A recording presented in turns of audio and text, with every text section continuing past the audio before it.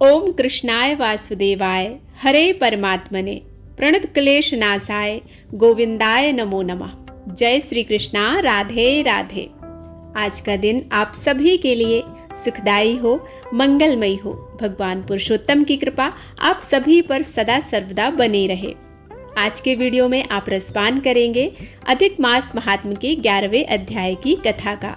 पिछले अध्याय में आपने ऋषि दुर्वासा के द्वारा उस कन्या को मलमास के महत्व का वर्णन करते हुए सुना था और उस कन्या ने मलमास का अनादर किया था। इसके आगे की कथा का आज हम रसपान करते हैं।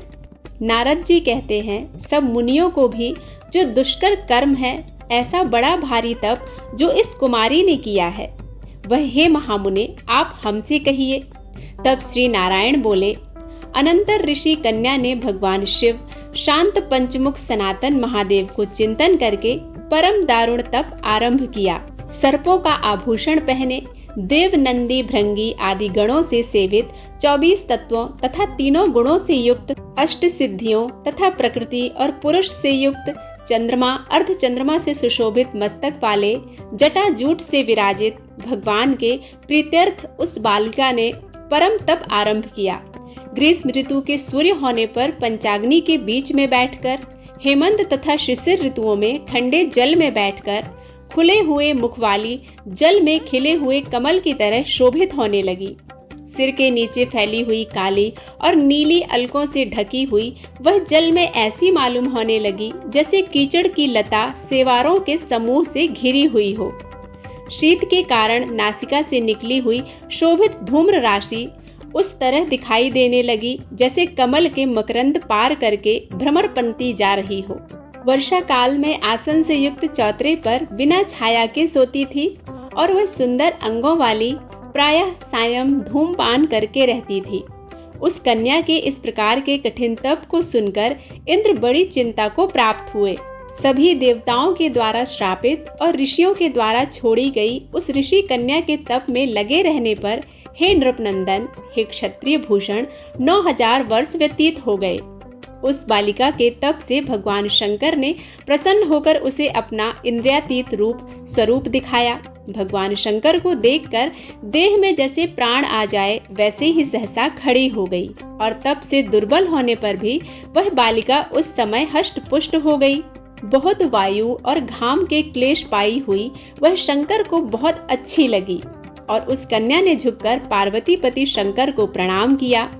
उन विश्वेश्वर भगवान का मानसिक उपचारों से पूजन करके और भक्ति युक्त चित्त से जगत के नाथ की स्तुति करने लगी। कन्या बोली, हे पार्वती प्रिय, हे प्राणनाथ, हे प्रभु, हे भार्गे, हे भूतेश, हे गौरीश, हे शंभु, हे सोम सूर्याग्नि नेत्र, हे तमः, हे मेरे आधार, हे मुंडास्थित मालिनी, आपको प्रणाम है। अनेक तापों से व्याप्त है, अंगों में पीड़ा जिसके ऐसा तथा परम घोर संसार रूपी समुद्र में डूबा हुआ, दुष्ट सर्पों तथा काल के तीक्ष्ण दांतों से डसा हुआ मनुष्य भी यदि आपकी शरण में आ जाए तो मुक्त हो जाता है। हे प्रभु, जिस बाणासुर को आपने अपनाया और मरी हुई अलर्क राजा की पत्नी को आपने जीवन दान दिया, ऐसे आप हैं दयानिधि। हे भूतेश, हे चंडिशे, भव्य भवत्राण, मृत्युंजय प्राणनाथ, हे दक्ष प्रजापति के मुख को ध्वंस करने वाले, हे समस्त शत्रुओं के नाशक, सदा भक्तों को संसार से छुड़ाने वाले, हे जन्म के हर्ता, हे प्रथम सृष्टि के कर्ता, हे प्राणनाथ, हे पाप के नाश करने वाले, आपको नमस्कार है। अपने सेवकों की रक्षा कीजिए। हे नृप, बड़ी भागवती मेधावी की तपस्विनी कन्या इस प्रकार मन से और वाणी से शंकर की स्तुति करके चुप हो गई। श्री कृष्ण बोले, कन्या द्वारा की हुई स्तुति सुनकर और उसके किए हुए उग्र तप से प्रसन्न होकर मुख कमल सदाशिव कन्या से बोले, हे तपस्विनी, तेरा कल्याण हो। तेरे मन में जो अभीष्ट हो वह वर तू मांग ले। हे महाभागे, मैं प्रसन्न हूँ, तू खेद मत कर। ऐसा भगवान शंकर का वचन सुनकर वह कुमारी अत्यंत आनंद को प्राप्त हुई और हे राजन, प्रसन्न हुए सदाशिव से बोली। कन्या ने कहा, हे दीनानाथ, हे दया सिंधु, यदि आप मेरे ऊपर प्रसन्न हैं तो हे प्रभु, मेरी कामना पूर्ण करने में देर ना करें। हे महादेव, मुझको पति दीजिए। पति दीजिए, पति दीजिए, मैं पति चाहती हूँ, पति दीजिए। मैंने हृदय से और कुछ भी नहीं सोचा है। वह ऋषि कन्या इस प्रकार महादेव से कहकर चुप हो गई। तब यह सुनकर महादेव जी उससे बोले, हे मुनि कन्या, तूने जैसा अपने मुख से कहा है वैसा ही होगा, क्योंकि तूने 5 बार पति मांगा है। इसलिए हे सुंदरी, तेरे 5 पति होंगे और वे 5 वीर, धर्मवेत्ता, सज्जन, सत्य पराक्रमी होंगे। यज्ञ करने वाले, अपने गुणों से प्रसिद्ध, सत्य प्रसिद्ध, जितेंद्रिय, तेरा मुख देखने वाले सभी क्षत्रिय और गुणवान होंगे। भगवान श्री कृष्ण कहते हैं, न तो अधिक प्रिय न तो अधिक अप्रिय ऐसे महादेव के वचन को सुनकर बोलने में चतुरा कन्या झुककर बोली। कन्या बोली, हे गिरिजाकांत सदाशिव, संसार में एक स्त्री का एक ही पति होता है, इसलिए 5 पति का वर देकर लोक में मेरी हंसी ना करवाएं। एक स्त्री 5 पति वाली न देखी है और न सुनी है। हाँ, एक पुरुष की 5 स्त्रियां तो हो सकती हैं। हे शंभु, हे कृपानिधि, आपकी सेविका मैं 5 पतियों वाली कैसे हो सकती हूँ? आपको मेरे लिए ऐसा कहना उचित नहीं है। आपकी सेविका होने के कारण जो लज्जा मुझे हो रही है वह आप अपने को ही समझिए।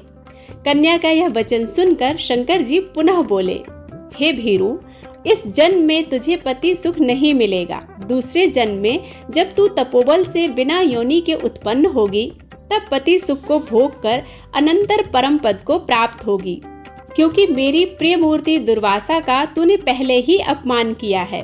हे शुभ्रे, वह दुर्वासा यदि क्रोध करे तो तीनों भुवनों को जलाकर भस्म कर सकते हैं। इसलिए तूने अभिमानवश ब्रह्म तेज का मर्दन किया है।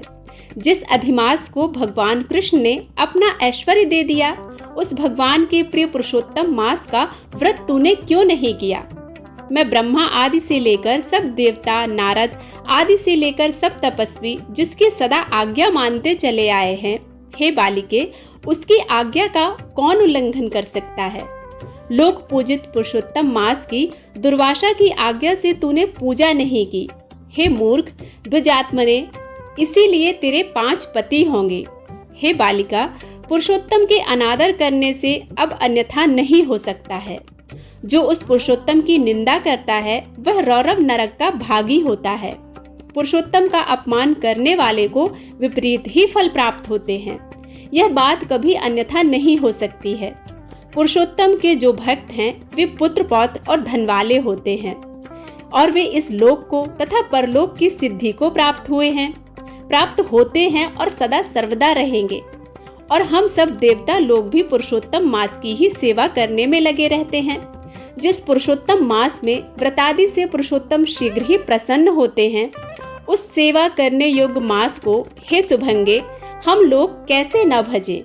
उचित और अनुचित विचार की चर्चा करने वाले अतएव अनुकरणीय जो मुनि हैं, उन अति उत्कृष्ट श्रेष्ठ तपस्वी मुनियों का वचन कैसे मिथ्या हो सकता है? इस प्रकार कहते हुए भगवान नीलकंठ शीघ्र ही अंतर्ध्यान हो गए और वह बालिका भ्रष्ट मृगी की तरह चकित सी हो गई।